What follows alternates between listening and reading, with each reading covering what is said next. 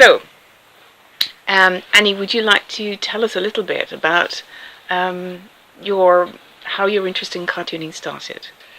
Okay, it's a really weird story. I was very dyslexic, and when I first started work, I was a medical secretary, and I was very fast because dyslexia only affected my vision for tracking text, but I was an audio typist, so to get all my work done, and by about Tuesday afternoon I'd finished all the typing that I had to do for the week.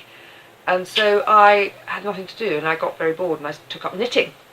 But not just knitting with one ball of wool. I decided I needed at least 5 colours, and I was going to design things. And my boss came to me one day and said, "Annie, can't you just read a book?" And I said, "No." And he said, "Well, teach yourself to draw."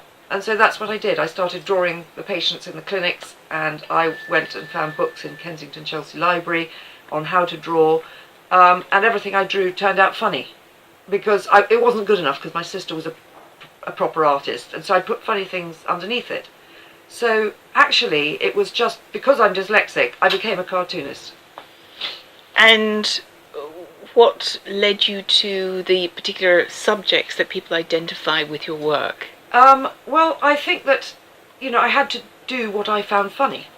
And what I found funny was usually about me and how I didn't fit in particularly in certain social things, and people started relating to them. So I drew about my life, and I had an interesting life, having been born in Africa and then come over to England, and suddenly my father inherited a massive stately home that was falling down around us.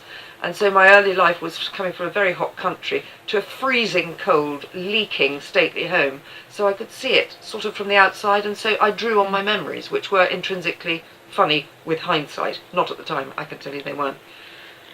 And what would you say was the genesis of Dickie and Deathy and tottering? Well, tottering is unashamedly based on my family, and my memories of growing up in a very underfunded, stately home. My father was brought up there, but we'd had a very different background, living in the bush in Africa. So I decided that, it was definitely fodder. So I made Dickie tottering is my father. He's now 94, and he is just intrinsically a funny man. He says really funny things, and so I don't often have to even edit what comes out of his mouth. And my mother, it's not my mother, it was a neighbour of mine in Norfolk where I live, who became Daffy, but I'm growing into her. In fact, people say, "Oh, you base it on yourself now," whereas when I was young and I started it, people said, "Well, who is Daffy?"